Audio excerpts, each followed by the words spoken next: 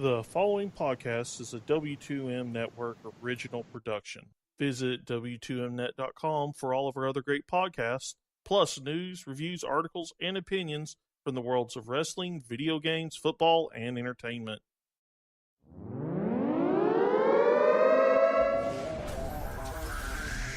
Wrestling to the Max, Monday Night Raw, review.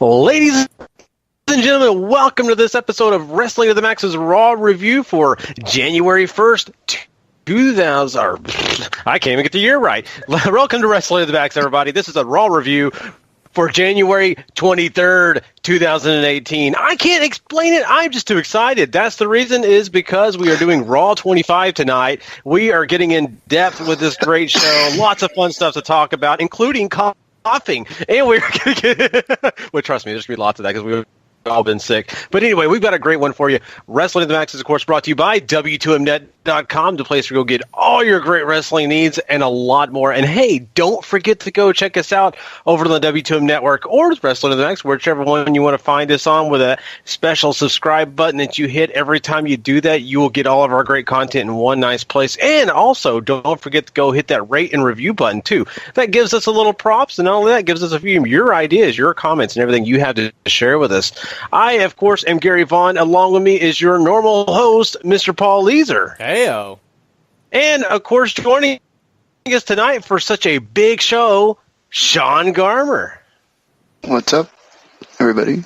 And, Sean, so glad to have you on tonight's review show. I know, I'm sorry, I got a little excited during the intro, not only because we're doing Raw 25, but because you're finally going to get a chance to talk Raw with us, man. It's been a while. Well, yeah, now that football season's down to one game, it's a lot easier to not have something to watch on a Monday, or not have to make sure we're doing the show on a Monday or whatever. So yeah. I can watch Raw.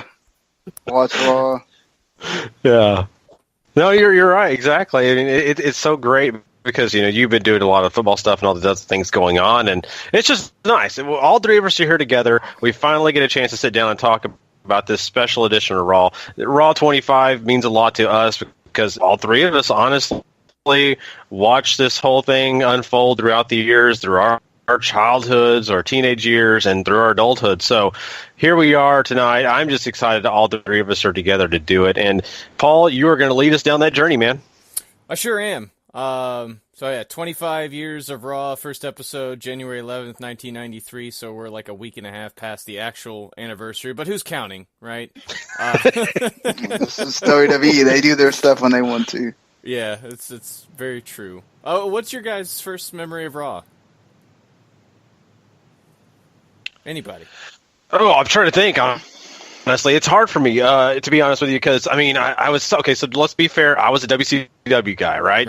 And this was around 95 to 98, and, of course, during the Attitude Era, and so I was flip-floppy back and forth a little bit here and there, but I really primarily watched Nitro. Mm-hmm. So getting into it, to be honest with you, I think the real honest first time that I really spent some time watching Raw was probably, I don't know, when I think about watching Raw, I think really honestly maybe thing with The Rock. I know that was a big moment that I remember. I don't have a specific date I remember, though. I do remember that like being one of the pinnacles to keep me on to watch Raw more often. I remember sometime in 98 is when I started watching Raw regularly. I can't really remember what day it was or like that moment. So I just remember watching some kind of Hardy's match. I think it was just like a Sunday Night Heat, and then I just started watching Raw the next day. So, oh wow, that's man. So I didn't find WWF at the time until SummerSlam of '93, and then I started catching Raw after that. So I was a tender boy of 5. And if you ask me to remember the first episode I watched, I guarantee you I can't, but I do remember vividly watching it live in the Manhattan Center and all these other places too, or small places around the Northeast and all that. So just as big a part of my life as a lot of other things has been this show. So I was kind of excited for this episode. And it's so big, guys, that they have a pre-show where it's tons of memories and talking, so you didn't really miss anything much. But, they talk a lot about favorite Raw memories throughout the show. You guys have any you want to share, or any that just leap out to you that maybe they didn't cover or something like that? You know what? Thinking about it, I, of course, like I said, I kind of flip-flop between Nitro, but, I mean, a lot of the ones that they were showcasing, I remember. I watched them live. That's what's so great about this whole thing is I didn't feel left out. Like, I was so terrified there was going to be a lot of memories I wouldn't have, but majority of them I did have. And I love, of course, the normal ones, the beer bash, of course, Kurt Angle and the milk bash he did. My favorite has to be one of the most iconic, and that is the debut of Chris Jericho. Yeah. That almost made me tear up and cry. And watching it over again, I promise you, still have that feeling. So, I mean, that was one of my biggest moments. I just love that. I still to this day just think about it and just think about how special that was. Probably the best debut they've ever had, in my opinion, at least.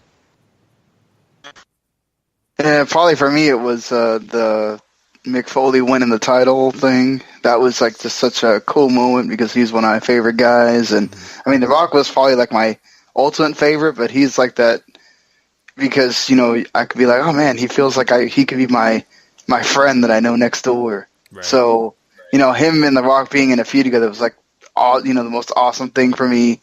And then him winning the title was like so cool. Just, Yeah,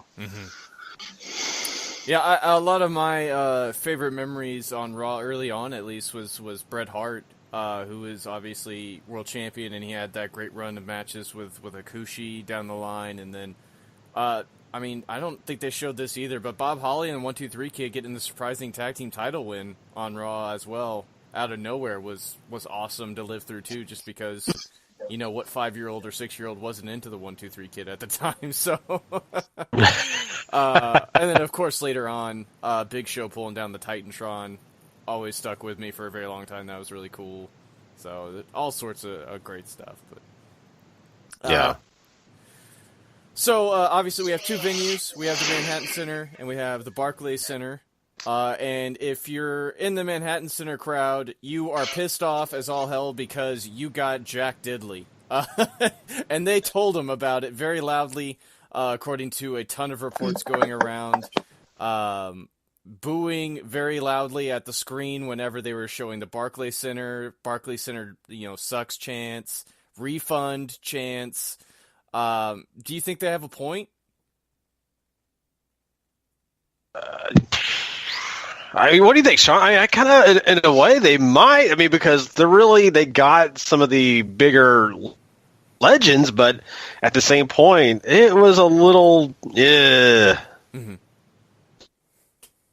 First of all, I want to say I'm sorry. I'm still getting over a coughing thing. We've all had sickness here of one or another, and to prevent you guys from having to hear me have a coughing fit all on air, sometimes I'm going to have to go on mute. So I'm sorry, listeners. Just bear with us. I will try to not do it unless I really have to. But yeah, I think for me, other than the DX Balor Club thing, they got totally shafted. The Undertaker thing was okay. I don't know that I could understand what the heck his promo was supposed to be. It sounded like a retirement to me, but okay. And then, other than Miz and Roman Reigns, the matches were all kind of just whatever the whole show. But especially on Manhattan Center, it felt like they just did not care. Mm-hmm. And so Manhattan Center let them know, well, you don't care, then, we're going to do even some extra, destroying some production cameras too, because we're really pissed off. Not that that's okay, but, that's how pissed off they were. Mm-hmm. Mm-hmm. Exactly. I think they have a point too. During they got some Dark 205 Live matches too, which is obviously not really what they wanted to see. I'm sure they weren't, exactly super angry at those guys, but they wanted to see the bigger stuff. So makes you really wonder if they had the 2-venue concept down pat, or if it was just, hey, let's do this. This sounds like a great idea, and then lost it somewhere in the execution. Yeah, and here's the thing. It still was a nice, picturesque thing because you still had that old school feel. I love the old WWF, just that, multicolor logo, the way they had everything set. I think the setup was beautiful for what it was, everything that kind of worked out. But you're right. I mean, when it came to, all the in-ring content, it was very blasical, whatever you want to call it. It just was not exactly what I was expecting, to be honest with you. And I think, Sean, you pretty much covered a lot of that, so I'm not going to repeat what you said. But I think for those points, it just kind of, I feel bad for them. But then again, they did get some of the bigger names. At least they could say, I was there when Undertaker, blah, blah, blah. Right. I will say, I think... They had the Ico Pro banner up, too, which was just a wonderful touch. Yes.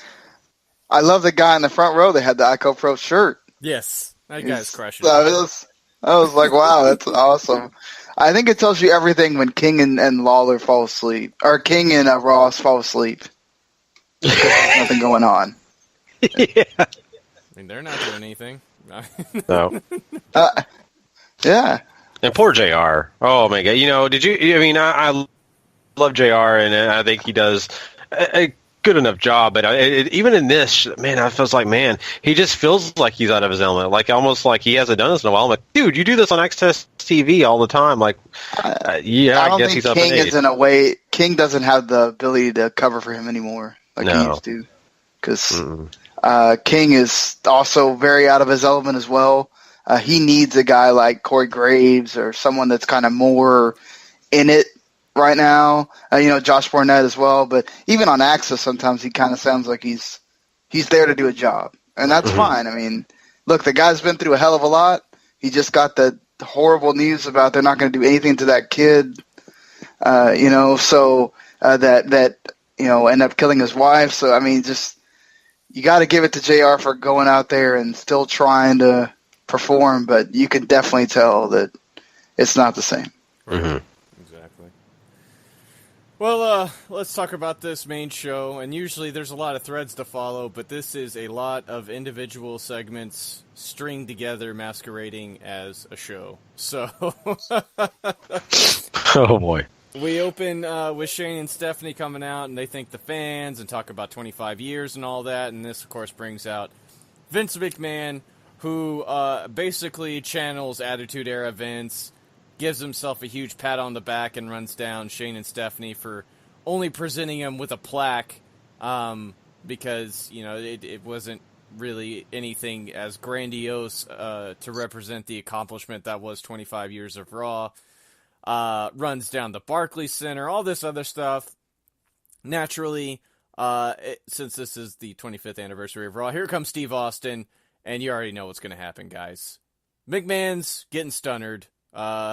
Shane eats it twice. It's great. There's beer chugging. Vince gets one too. It's everything you want it to be. I do wish Stone Cold talked, though. Kick Wham Stunner does all the talking. I felt like it did miss that, but this was the best segment of the show, which I think says a lot about the show. But it starts off in a huge, moment because it channels everything that I think you remember the most about the Attitude Era. They did a great job of sort of, okay, here's the setup. Here's Vince doing the punchline to get to the Austin coming out. And then you get, what Austin does best. And everybody gets to start off really excited and happy. And I don't think I could hear anything on my TV when Stone Cold came out. It was so loud. Yeah. You know what? I mean, that's the reaction that you want to see. That's the reaction you know you're going to get. And when Stone Cold comes out, it's just a fun time. I'm right there with you, Sean. I mean, it's always nice to have him come out there and cut a promo on whoever it is in the ring and just really tear him down and do his thing. Probably time to not allow them to do all that because they wanted to do all the dramatic Stone Cold Stunner stuff and the drinking and all that. And what probably would have ended up an extra 5 to 10 minutes long with the promo that they could do some of the things. So I get it. I understand it. It was still fun. It was, it was almost classic where you felt like you've already seen this before, and you really have. You've already seen it, but it's nice to relive it, and you don't have very many of these left. So I give it a definitely a fun opening. It wasn't the best they could do probably, but it was a really fun opening.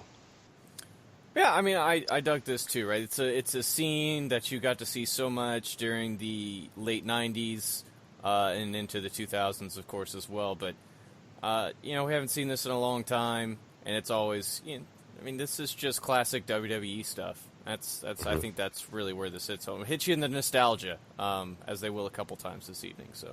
Exactly, and I will say this, Vince did a great job. Not that he would ever do a terrible job or anything, but he did a great job of really getting that crowd going and booing and all that stuff.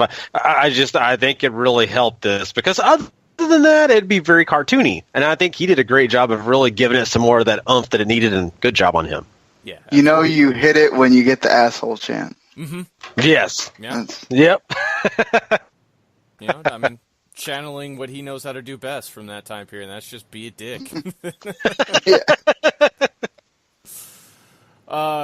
We move on. We have a 8-woman tag here as Asuka teams up with Sasha Banks, Bayley, and Mickie James to take on Nia Jax, Alicia Fox, and what's left of Absolution. This is not good. It's very drag your feet, all this other stuff. Basically, it feels like it's just trying to chew up time. It's got 2 commercials thrown in there, too, which obviously is not helping anything. Sasha wins this with a bank statement, and then in the post-match, Asuka cleans house of her teammates to give you some hype for the Royal Rumble this coming Sunday. Yeah. Nothing happened, folks. Nope. Nothing happened because the 2 commercials absolutely just destroyed the match. Here comes the setup commercial. Oh, we're just doing stuff, commercial. Oh, bank statement. Oh, it's over. Like, okay. Well, thank you for letting me know that I don't need to care about what the women are doing because that's what it felt like. I know they got to cool them down, and I know the first segment ran like 5 minutes too long probably, but yeah, just this was not good for them at all. Right. I honestly feel like things haven't been good for them for a little while now. And I think a lot of it probably has to do with circumstances because they're trying to kind of halt their horses. They got to get to Royal Rumble so they can have this big women's Rumble and do that. But it's really the lack of having an opportunity to use Absolution maybe in the ways they wanted because, of course, Paige getting injured and all that. I think you also have a problem of they haven't really got the depth on that, women's roster on Raw right now to really do everything that we would want them to do. And Raw, every Raw, me and you, Paul, we kind of go to this all the time, so I'm not going to delay any longer on the whole thing. But you just know right now it's just kind of going through the paces until they get to this benchmark and then they move on from there. So I don't know that I expected much. I really wanted it to be more, but hey, I get it. It's Raw 25. They have other things they're focusing on. And that is true. And to that point, I kind of understand what they're doing here. But on the flip side of that, you have one of your biggest shows of the year coming up. There's the only build for the Women's Royal Rumble, and we talk about this very often on this, Gary, and I'd love to get Sean's point of view now he's on here too. But even in the past, big matches, it's about history. It's not about the feud. There's no story happening on Raw to get you hyped up for that Women's Royal Rumble other than what they've been doing with Asuka since she showed up. And that's great and all, but there's nothing else percolating here. That it's just blah. Well, that was the whole conceit for it, right? Mm-hmm. Stephanie said, "Oh, let's make history again. Let's do our own." The minute that they say "let's make history," that's what this is about. It's not about creating storylines, or I guess they figured the absolution thing was going to get people really involved, and that's all you needed, or whatever. And I mean, I guess I know the Paige injury threw a wrench into that, but you can't. I don't think you can bank on one storyline carrying a Royal Rumble when you've never done this before for the women, and you don't have these like mega stars that you've been pushing where you can have like a 1 or 2 story thread through a Rumble and that carries you through and the rest of it's just kind of going through. You don't have that here. So now it's just about, okay, well, hopefully they deliver in the match and give you something that's important when you get there. Yeah, I completely agree with all of that. I mean, your 2 biggest stars that you have in the division are both holding the titles, and you know they're not going to be in this. So, Yeah, it's a tough situation for Raw, and I get it. You know, you guys mentioned all that stuff, and the whole Asuka thing being undefeated. There's just so many situations here that they kind of have their hands tied, and I don't give them a hard time because of that to an extent, but to other points, I think that they should change things up. I've seen way too many multi-women matches lately, just way too many. They don't have to do that all the time. So I just, oh boy, I mean, I think they should have just spent some shorter time on it. I think they should have had some other kind of gimmicky thing happen because, once again, this is a special show. You're not doing anything anyway, so why make it stretched out? Do you think it means anything for Asuka, one way or the other, that she was the last person in the ring after she kind of threw people out? You know, I don't. If Asuka doesn't win the Royal Rumble, then what are you doing, right? I mean, if that certain Ronda lady's supposed to be there, then it is what it is, I guess. But all I'm gonna say on that, Ronda isn't super proven yet or anything. I mean, she's a draw, and if that's all you're after, then go for it. But I feel like that's sort of a disservice to a lot of the other people on the roster. Oh, I agree with you. I'm just, I think Asuka should win too. If you're keeping her undefeated, I mean, it should mean something. And, I guess she doesn't have to be in the women's match at WrestleMania her first time through. You can do all the paying dues or whatever you want to, but I feel like if you're really making an effort to keep this record for her, having her win the Royal Rumble, I think, makes that mean even more, especially because it's the first one and all that stuff. But whatever they decide to do. But, just going off that whole, usually the person that's the last person standing doesn't win kind of thing. Yeah, that's kind of the way I kind of felt about it, too. Because, that's what kind of happens, and then you're thinking to yourself, okay, who's these other people that are going to be involved? And you said around Rousey. They could even throw out some just random person we wouldn't think that would win the Royal Rumble just to surprise everyone. Like 9 NXT people. Yep. Yeah. So, I mean, think of that. What crazy world would we live in if one of the NXT stars won the Royal Rumble and got pulled up out of nowhere? I mean, that could literally happen. So it's true. It's very true. Moving on here, you have Coach meeting backstage. Nice to see him here with Kurt Angle. You have Harvey Whippleman and the Brooklyn Brawlers show up, and Teddy Long and Brother Love, and it's just one of those segments where they're throwing everybody out there to do their bit, and then here comes the Boogeyman with some worms. Raw's been a pretty crazy place, guys. Yeah. I gotta say, I do love the whole thing. I mean, Bruce Pritchard, he was going to be doing the whole love thing all again, but I think it worked out great. I mean, he took a little long on it, but I thought it was great after all. So I think the whole cast of characters thing is fun. It's a dandy, but it did kind of get a little ridiculous. I'm sorry. That had to be one of the, if not the biggest, one of the biggest pops I've ever heard for Brother Love. Mm-hmm. I think people were certainly well aware who that was, and they're like, oh, yeah, we were ready. We want to cheer the crap out of this guy. And Boogeyman got a big pop, too. I don't know why, but I could not stop laughing when Boogeyman showed up. I laughed the entire time until he put the worms in Coach's hand. I have no idea why. I couldn't stop laughing, but it's just like how stupid it was, I guess. But, like, yeah, just... Oh, man. I miss. I think the perfect thing would have been Booker T being there somewhere. Oh yeah, that would have made it. I really miss Boogeyman just showing up randomly on certain occasions to do weird stuff. Like, I mean, just keep the guy around for that, you know? Yeah. Like pan to the closet behind the ring announcer. Oh, there he is. Yep, there he is. And Boogeyman, come to get you. Hit me in the head with the clock. Yep. I love it. So we get an Undertaker video package here. We cut to the Manhattan Center, where he cuts a very short promo about all the people who he's taken down over the 25 years of Raw. Stone Cold, Kane, list goes on and on. They can all finally rest in peace. That's all the Undertaker we get, guys. What?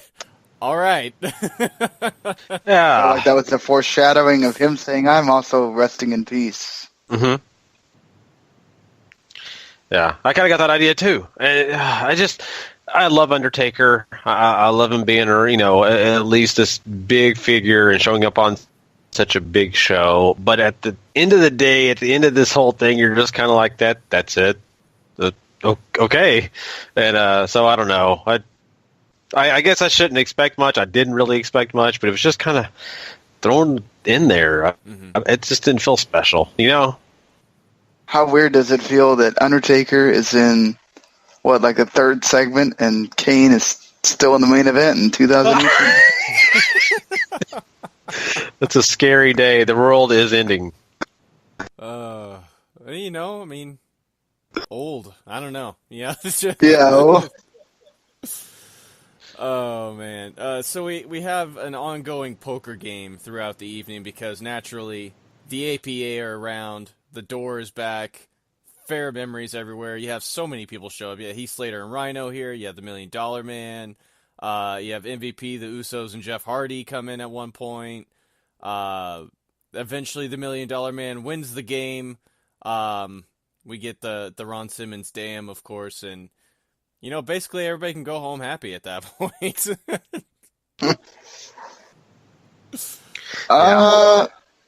This stuff was fun. The stuff with the door was funny at the beginning. Mm-hmm.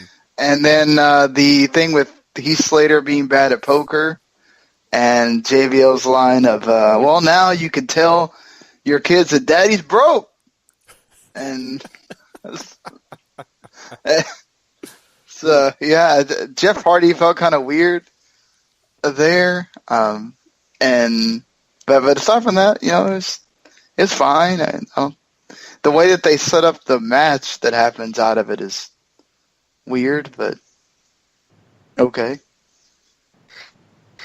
Yeah, I mean, it's kind of like that other segment. I mean, we have a bunch of legends mixed in with some of the current stars, and it's just kind of a little fun thing. And I think they had some laughs, they had some good moments. The $1 Million Man, for once, when he shows up, I actually thought he belonged in this the whole thing. Sometimes I kind of feel like he just comes to laugh.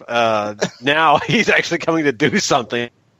So that's a really good thing. Overall, I mean, I think this was actually a fun part of the night.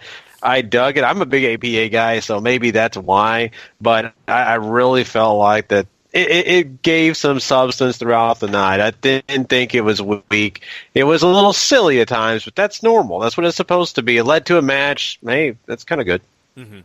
Yeah. I do feel like, they could have added an extra bit with IRS or something and been like, hey, you know what season it is? I'm taxing this, or... Yeah. Whatever. I'm more upset that Jeff Hardy didn't lose all of his money and they didn't make any broken jokes out of it. Because he's broke. Yeah. Oh.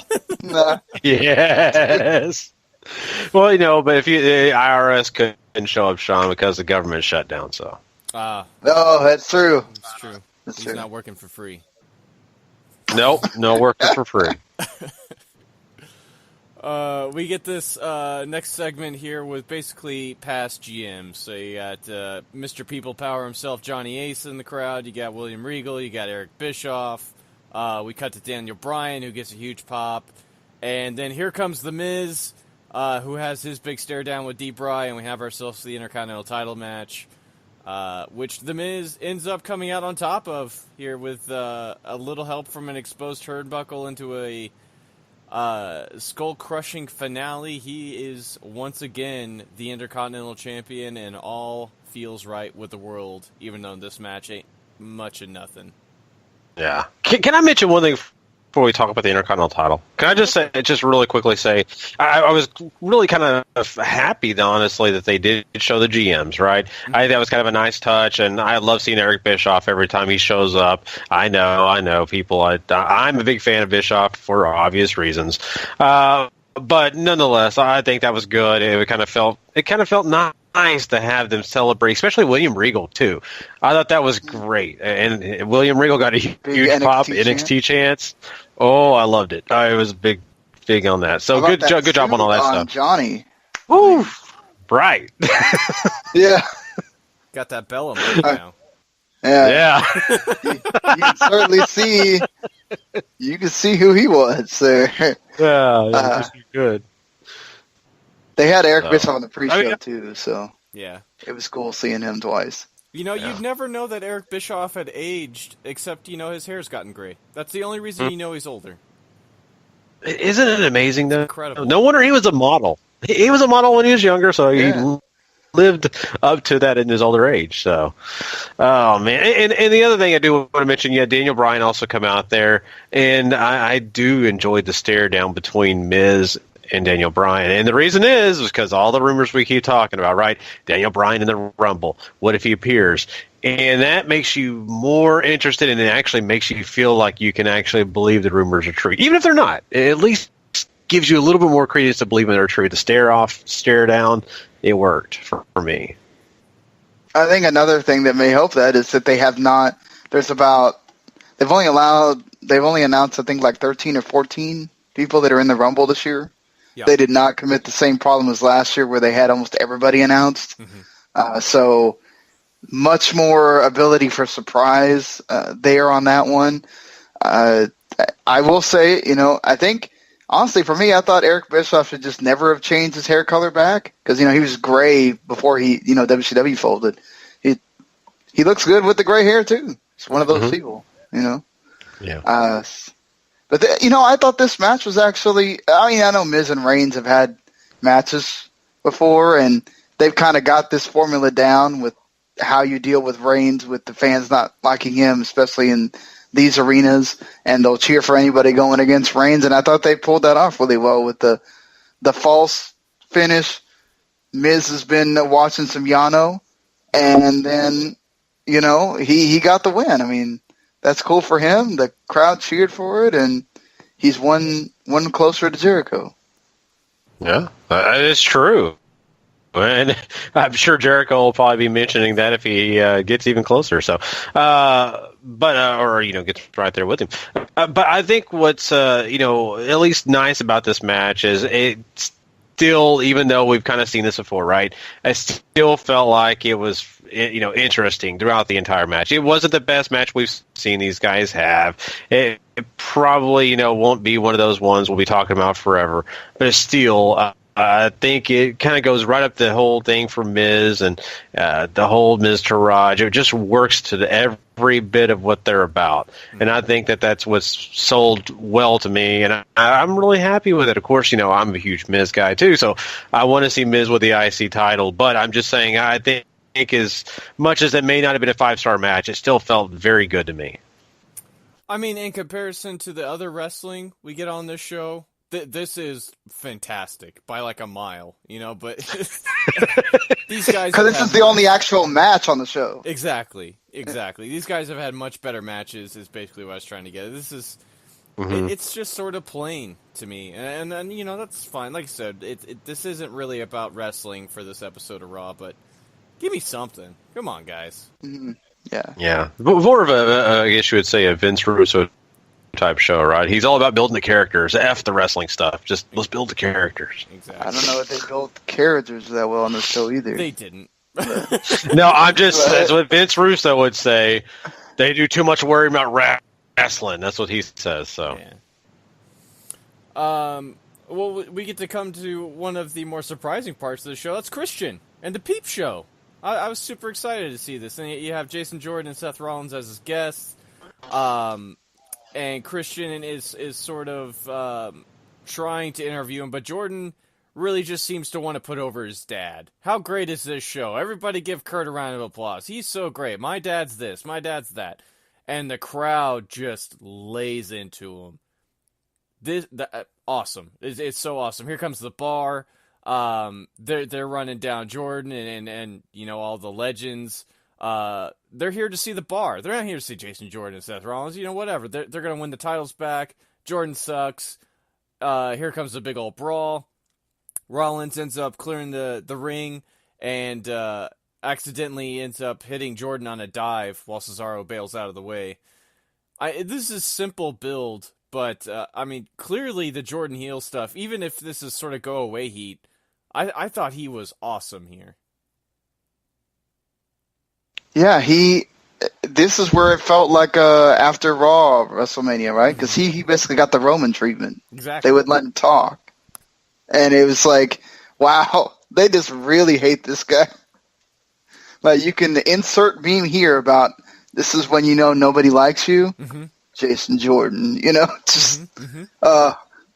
but it was good. Like, I thought that they could really be going somewhere with him now if whenever that time comes where he turns, if they can just have that keep carrying on, they could finally turn this gimmick into something positive for him. Exactly.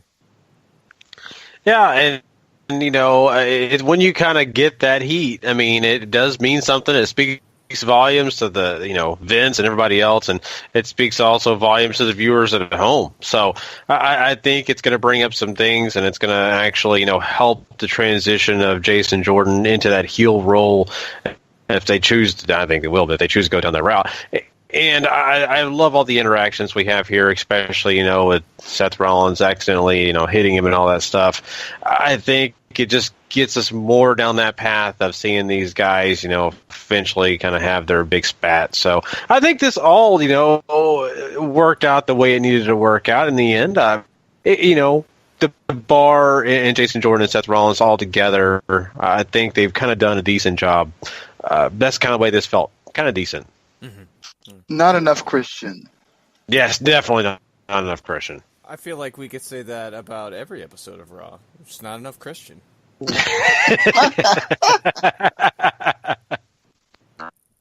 Yeah, and poor Edge not being able to be on. I get it. He has other priorities now. He's, doing things in Ireland, working, and actor. I'm sure that's why he's doing that. But that would have been so fun to see those guys back. But I get it. Yeah, absolutely. We cut backstage. Alexa Bliss getting interviewed, talking about the Women's Rumble. She says she's still going to be champion at Mania time, so it doesn't really matter who's going to win that. Here comes Charlotte talking about, Alexa, you're only champion over here on Raw is because I'm working over on the Blue brand now. Naturally, this means we get to see Ric Flair, who says Charlotte is going to be champion until she decides she doesn't want to be champion anymore. So, way to support your daughter, Rick, I guess. Cool, Rick. We saw you. Yeah. Awesome. Boy, did I was really not into this. I don't know. I get it. Ric Flair is amazing. Historical legend. Oh, great. Charlotte. Oh, what? You're fine. Stay on the Blue brand. I felt like this is like, hey, Alexa Bliss, we don't think you matter right now, so move over. And I'm like, come on, give her. She is, the champion on Raw at least. Come on. So, it's sort of downplayed too, just because we see Rick all the time. He's like that crazy guy who just follows this one person around and seemingly shows up when it matters. And that's about twice a year. Like big deal. It's Ric Flair. Yeah. Yeah. I just wish that at least Alexa had the like the last say or just the last word, like old man or something like that, you know, or lay off the cologne, you know, or something like that. Give her a little bit of something. It's like, hey, let's push her down. Like, I don't know. You know, I think they also might have missed the boat here, too, by not having Alexa interact with JBL and talking about who's a real wrestling god. But that's a time. Yes! Oh, I love that! We'll cut back to the Manhattan Center here. Bray Wyatt taking on Matt Hardy. 6 minutes of just going through the motions before, for some reason, Bray Wyatt wins. Sister Abigail, all she wrote. Dark segment, you have Jeff Hardy show up, and they end up beating Bray Wyatt up, but nobody saw that but the Manhattan Center crowd, so... Well, at least they got that. At least they got that, yeah. I'm sorry. They were happy to chant delete. That's about it. Yeah. You know, and it doesn't have that same flair, though. No pun intended. It didn't have it because, you know, the delete chance, yes, they got him, but at the same point, it was almost like that small, intimate crowd at the Manhattan Center. Crowd, though. Yeah, they had. It was kind of like, oh man, I kind of felt like, you know, oh, so Hardy just has a tough night. Woken Matt Hardy is one of my favorite guys on Raw to watch, and here we are. But, you know, I don't understand it. I really don't. But, hey, at least Bray got something. A big win for him, even though it was not a great match. Mm-hmm. Yeah, it's just blah. Nothing match. Yeah, exactly. Nothing match. This brings us to our let's parade out the divas from the past segment here, which is whatever. They don't really get to do much other than stand, but you got the Bellas, you got Maurice, you got Kelly, you got Lillian Garcia, you got Jackie, you got Tori Wilson, Michelle McCool, Terry Runnels, Marie Kanellis, Trish Stratus, who gets a pretty good pop here too. I mean, some of these women clearly aren't aging either, which is super impressive. So... Yeah, I mean, you got 2 pregnant women out there. Yeah. I know, it's just Michelle McCool still looks like Michelle McCool. Cool. Yeah. You know, Trish is still knockout and everything. I mean, like, everybody looked. I think Twitter was kind of like, why is Kelly out here? But, yeah. Well, so was I. So was I. I think we forget she was sort of the one that carried the wrestling load in that time where, like, the Diva Search was happening, so you got to give her a little credit, I guess. Yeah. You know, I think, you know, for the most part, I mean, I get that too. I think this was actually kind of nice. You know, it was a nice moment. I think it felt good. It was kind of funny to see Trish Stratus come out with not brunette hair. Right? I mean, or brown hair, right? She's been doing that lately now. She's kind of come out with her old look a little bit. That was kind of neat. It also may spell into, you know, Rumble, something like that. Yeah. But also, I mean, looking at this, I think there's also 2 people that were not in that whole mix that I really was sad not to see. And I don't know if you already could name them. I know one for Sean is Lita, right? Yeah. I mean, really sad she wasn't there. And the other is Stacy Keibler. I know she probably wouldn't do this, but I wish it had been done. I think it would have been really cool. But that was probably her decision, not WWE. Yeah. I mean, who knows if she got reached. I was surprised to see Tori there. She hadn't done anything with them in a long time, so that was cool to see her. Yeah, I think Stacey's very much into the I'm an actress, and I'm good with what I did in wrestling and moving on, and that's cool. Mm-hmm. I think Lita she's like Edge. She was busy and doing something else. I feel like Lita and Trish, we don't see them together much often. It's usually one or the other. So that's always interesting to me. Yeah. Mm-hmm. Yeah, I mean, like I said, Lita's doing a whole bunch of other stuff, and, you know, Trish seems pretty entrenched in being full-time mom, which is great. I feel like this is another one of these things, right? Like, they make so much a big deal about history with the women and all this stuff. Like, why wouldn't you set up a big match for the women on the show and have the legends out there and do something that way instead of having them sitting there and stand? I don't know. Just like the GMs, I get it. That's sort of what they do. Go out there, stand, call them, name a match, and get out. But like, I just feel like they dropped the ball on that too. Yeah, I mean, there was a lot of talk that this was supposed to be the night that the Bellas announced they were going to be in the Women's Royal Rumble. We didn't get that. So, I mean, maybe they decided to keep the mystery alive for a lot of these women if they are going to be around this coming Sunday. But I agree with you. I mean, there's not really a whole lot of go-home-y stuff happening on this episode. So, I guess they just didn't want to take away from the accomplishment or whatever, but it's still, as much as this is a celebration, you do still have current stuff going on that you sort of need to keep rolling the ball with WWE, and they kind of do that in this next segment with Elias, who runs into Chris Jericho, and Elias, of course, is a stupid idiot, makes the list for being a jerk and wearing scarves, which is naturally what Chris Jericho does. So, get out of here, Elias. You're on the list.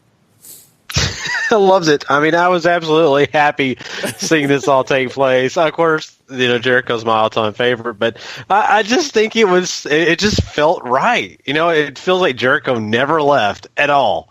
And Elias really did a good job, too. I mean, both of them together, just it worked. So I was really happy. I laughed. It was nice. Yeah, you got the two rock stars going against each other. Jericho in the Alpha Club shirt. Who would have thought that was happening on WWE TV? I wonder if Vince even knew what that was. And, then I'm sure Triple H does, but, they probably just said, whatever, go do, wear whatever you want. And, Jericho just, that thing with the man, I think the list probably got one of the biggest pops on the entire show. It's amazing how that thing is just still, he can just pull it out whenever and people are ready just to. He faked them out, and it still got a pop the second time. Yeah. It's great. So Elias hightails it to the ring because Chris Jericho's awesomeness is just too much for him to bear, and decides to play a tune, talks about how WWE, it took you guys 26 years to find me, but you finally, you know what, you got it right, guys. Good job. And his walk with Elias deal is just, it's super. The crowd is so into this guy right now, and it's kind of cool because this is a guy that I think I at least had sort of written off as perennial mid-carder for life, and he's really found a way to just sort of stick out on his own and all this other stuff. This is the point in time, too, where they point out Jimmy Fallon's in the audience and says he's going to show him how it's done as far as the singing goes, and he's running down all the various legends. This, of course, brings out John Cena, who, of course, has to defend Raw and WWE and the crowd and all that stuff, doing his usual Cena stuff. What's not usual for Cena, however, is that when this finally comes to blows like you would expect, Elias ends up getting the upper hand and smashes a guitar over Cena's back and hits him with the drift away and stands tall. That's kind of cool. Jeff Jarrett would have been proud. Yes, perfect timing for them to show up with him, but no, he's nuts. Yeah, come on, God, poor could guy. you imagine? I think that's one of the guys that's just blacklisted. No, not happening. Well, we'll pay for your rehab, but never step foot around us again. Yeah. I wonder if he ever goes in the Hall of Fame. It's never say never at this point anymore, right? I mean, they fixed it with Bruno. Yeah. Yeah, but the difference is Bruno's not married to Karen. That's a fair point. God. The least we have to bring up Karen, Jarrett. Karen. Yeah, because apparently she's demanding that we put her side by side with you in the Hall of Fame. We don't understand it, but apparently, yes. God, could you imagine? You've done nothing. I don't care. Put me in the celebrity wing for being his husband. Oh, wow. That's so funny, but yeah, that's great. Then you have a Jarrett and Angle match at WrestleMania. Could you imagine? Wait, what was up with the crowd? Did they boo Jimmy Fallon? I swear I heard boos come down when Fallon was mentioned. Did you get? I don't know. Maybe they were saying Fallon. I don't know. I could have swore I heard that might have happened. I'm just surprised. I'm also really surprised with Elias too. Just that guy.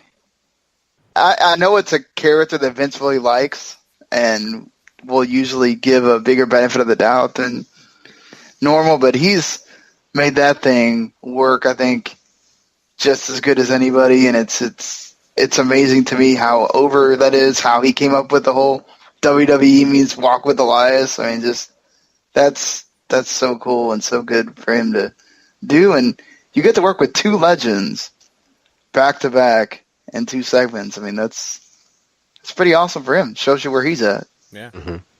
It really does, and you have to say, we didn't do a most improved award, when we did our award stuff, but I think if we were going to vote on somebody, and for sure he would be in the running, because I really feel like he's come a long way from what he once was, and people care about him. He cares, obviously, with his craft, and he's worked on it. I think he's doing a great job. So, I will say this too. A good job done is when you have an ability to interact with a, entertainment star in the audience and kind of play off that too. He actually made the whole Fallon thing to make sense, right? I mean, he wasn't like nervous or kind of, oh, it's Jimmy Fallon. He did a good job with that too. And I'm still bummed out. People were booing Fallon. I mean, come on, it's better than it was Colbert. I mean, come on, you got Jimmy Fallon. Be happy. I will say Triple H killed it on the lip syncing the kids song. That was great. I like the New Day so much better personally on that, but yes. I don't know. Like people's public opinion on Fallon's sort of changed recently, so I don't know. You guys may love Colbert. I would rather watch Howard Finkel take a dump than watch Colbert. I think Colbert just gets way too political sometimes, just and it's boring. Where he's from. I mean, it's politics is what he did for so long. I know, that's why I didn't watch. That's kind of like not the thing for that, right? Like, you kind of got to tone that down a bit. I like Colbert personally, so I don't know. That's fair. I'm a Conan guy, but I like Fallon. So just difference of opinions. I was a Leno guy, not a Letterman. I don't know. So I watched John Oliver. That's it for me. John Oliver's good stuff too. So enough with talk show hosts. We gotta talk about sexual chocolate, guys, because the Godfather's here. Yes, sorry. That's just random to just go. Godfather's here, up to his old tricks. It seems he's got a lady with him, and Mark's like, dude, we've all grown up in so many ways. Like, I'm not sexual chocolate anymore. I did all these other things. And the Godfather's like, hey, man, I mean, this chick's not, a lady of the evening or anything. This is my wife. And Mark Henry's like, respect, yo. That's the segment. This was beautiful. It's just so nice to have my the sexual chocolate back. Yeah. Oh, it's so great. Oh, you don't know how much I was smiling during that. No, I really like this segment because it's a meeting of two friends back together. You get that nostalgic feeling, and not only that, you have Mark Henry get a little suave again, and then he gets shut down. I think it's funny. It was good. Yeah. Yeah, I liked it too. It's just I forgot how hot Godfather's wife was. But I mean, I can't blame him, right, for doing that. But yeah, it was a nice, like, one of those psych. Yeah. Sorry. Exactly. I got you all revved up, and then blue balls, sexual chocolate. Oh, man. So after that, we get Titus O'Neil and Apollo Crews taking on Heath, Slater, and Rhino. This is basically nothing, despite the fact that O'Neil and Cruz have 2 wins over your number 1 contenders. They can't really do anything against Slater and Rhino, and it ends in a big old brawl, and the ref calls the match off. And then here comes the Dudley Boys, and Heath Slater gets murdered. Rhino doesn't even bother to save him. I have no words, guys. I would start to question my friendship with Rhino after this. A lot. Because he was one of the ones pushing me into the ring, and not only that, he just watched the whole show. So, yeah, I mean, it makes sense for what they're doing and all that. But it's just fun, and I have no problems at all saying the Dudleys put someone through a table. So it just shows you again the quality of match on this show. But it was there to, I guess, keep sowing those seeds about Rhino and Slater. And Dudley Boys got to have their moment. Surprised that they weren't in the Manhattan Center for this segment of all the segments there. Mm-hmm. Since, UCW and the Manhattan Center and all that. But, yeah, it was good. It was fun getting to see them again. And Corey Graves with the line of, you know what? What's up is totally 90s. We need to make this more relevant. Dilly dilly. While you do the... That Corey Graves, man, he knows what he's doing. Yeah, he does. That's true. And we get to another great segment here, too, where AJ Styles is getting interviewed. However, he wants to be interviewed by this guy, and it's Mean Gene Okerlund, and Styles is basically marking out the entire time while putting over the fact that he's facing Kevin Owens, Sami Zayn, 2-on-1 for the title come Rumble time. This is just such a fun set. Everybody's enjoying themselves, and that's, I think, the best part about this. Yeah, AJ doing the... I love... Go ahead. No. Go ahead. You're going to mention it. Go ahead. That's the AJ doing the... Let me tell you something, brother. And Mean Gene looking at him like, oh, my God. No. I love it because he goes, oh, please. Yeah, like...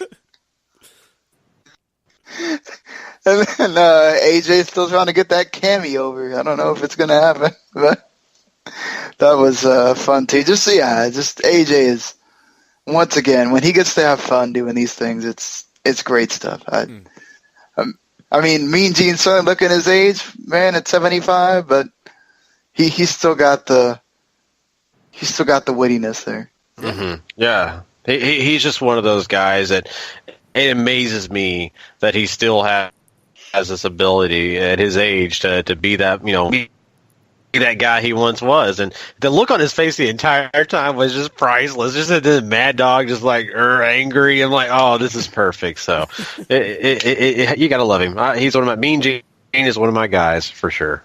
Yeah, Mean Gene. I mean, every wrestling fan probably from the last 50 years at least has some memory of this guy. So, that's... Mm-hmm. Dude's just iconic that way. We're back in the Manhattan Center, and here comes DX, guys. As you knew, it had to be HBK, Triple H. They talk about all their big moments of them basically doing whatever the heck they wanted to do on Raw for a couple of years. They bring out the Outlaws, they bring out X-Pac, and this eventually gets the attention of the Balor Club, who get the Too Sweet chant, and Finn just sort of basks in his glory, which is so awesome. And then they all get in the ring and Too Sweet together, and then here comes the Revival. And this sort of gets us to the Good Brothers taking on the Revival, who they squash in like 2 minutes. It's literally nothing. And then the Revival get to eat the butt kicking from DX. You know what? I will say the beginning of this was kind of, it was fun, I guess. It was what you usually get out of what Triple H and Shawn Michaels, right? Kind of the old buddy banter back and forth. But, it's gone from, being really kind of crazy to, hey, these two dads are really fun, and, it's okay, and then the rest of DX coming out, it's nice. It is what it is, right? But I mean, I kind of think to myself, do I really need to see this version of DX just being goofy? I don't know. I mean, I guess just to have him around is kind of fun, but it was a little lengthy. You bring out, of course, Scott Hall, the bad guy, and that's fine. I was really hoping they were going to tease. Right, yes. Well, it was because Scott Hall was so random. Well, he was taking so long to get to the ring. I'd be like, yeah, let's get out of here. We've got some time to kill, before he gets to the ring. So maybe they wanted to avoid showing him getting the ring or something like that. But I mean, at the end of this, I was really kind of disappointed. I wanted to see a little tease between Scott Hall and X-Pac, even though they're going to have a match again. I'd love to see them kind of tease the rematch, right? So... I think Scott Hall posted something on Twitter about maybe having a rematch with X-Pac, since they were back in the scene of the crime, essentially, where the 1-2-3 Kid got all those upsets over Razor Ramon back in the day. Mm-hmm. So, I don't know. Did you guys think that, Kevin Nash not being on this show, they kind of changed things up too? Because I really felt like the Too Sweet stuff was going to really be with Nash and Hall, and all of a sudden they made it with DX. Once again, a little weird.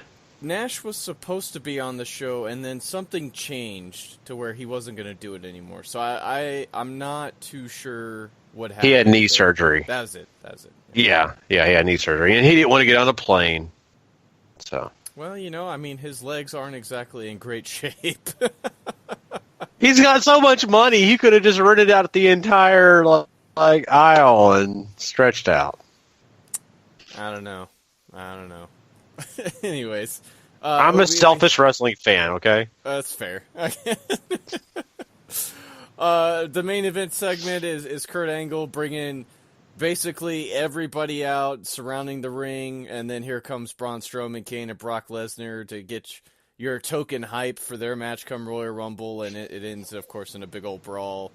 Strowman ends up power selling Brock through the announce table, and Kane gets hit with an F5, and it's just sort of your usual stuff,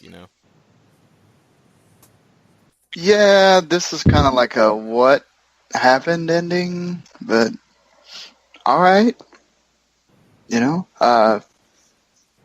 Brock got beat up, and everybody beat each other up, get to have some hype for the match, and all right. Yeah, there's your go home. Yeah, Braun looks strong again. Is that a problem? Not necessarily. But, it leads me down two different streets, or maybe down the same street. I don't know. What it tells me right now is they want Braun to beat the guy, which, that's okay.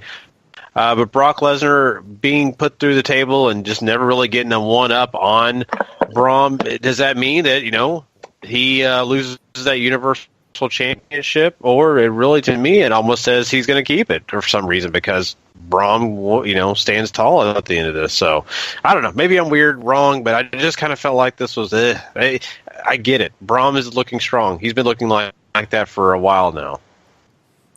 Braun's come close to murdering people during this feud so far, so to say that he hasn't looked strong throughout any of this would just be silly. And it's probably so much to the point that he's not going to win, especially with the plan still being Brock and Roman come Mania season. So, somehow Brock will find a way, as he does time and time again, Gary. Yeah, exactly. And it's it was mailed to you. I guess that was my short way of saying it. They mailed the finish to the Royal Rumble to you.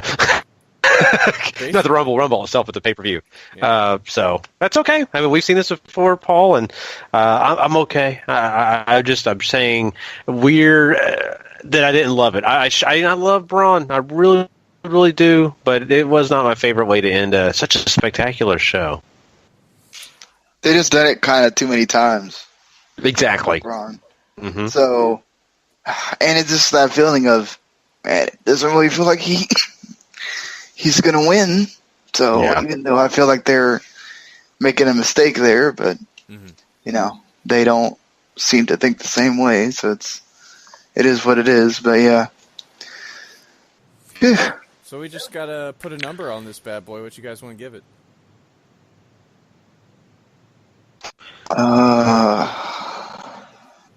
I don't know, like a 6.5 for all the nostalgia. Basically, they did have the killer opening segment that really played on that extremely well, and you had the Miz title change, that I thought was well done. Maybe the match isn't anything like standout or whatever, but it was good, and and they had some nice segments. I thought like Balor Club getting that sort of "we accept you" moment there was cool, but I feel like this show promised a heck of a lot more than we got, I guess, but maybe expectations were too high. I don't know, but I feel like shows that they've had like this before have delivered a lot better than this one did. Yeah, I will say that too. And looking at this, I mean, the Miz winning is a big deal to me. I feel like that's a great thing to put on this show. It also leading into a pay-per-view. It kind of gives you an idea of something special. So I think with all the nostalgia, all the celebrities and legends, and all the stuff to come into play, you got to give it a little extra. But really, I really only felt like one match did anything for me. Besides that, this was all just kind of fun. So I'm going to give a 7. If this was a regular episode of Raw and all the other stuff wasn't there and it's kind of eked up the same way, similar way, it'd be a low number. But I think all the fun stuff kind of gave you to me a 7. There are a lot of fun trips down memory lane on this episode, and that's probably all this was going to be, right? But I mean, this is the go home for the Royal Rumble for this, this side of the WWE brand. Like there had to have been something more for me to think this is a really great show. And the nostalgia is nice. Don't get me wrong, WWE plays on this a lot. They have a lot of great memories.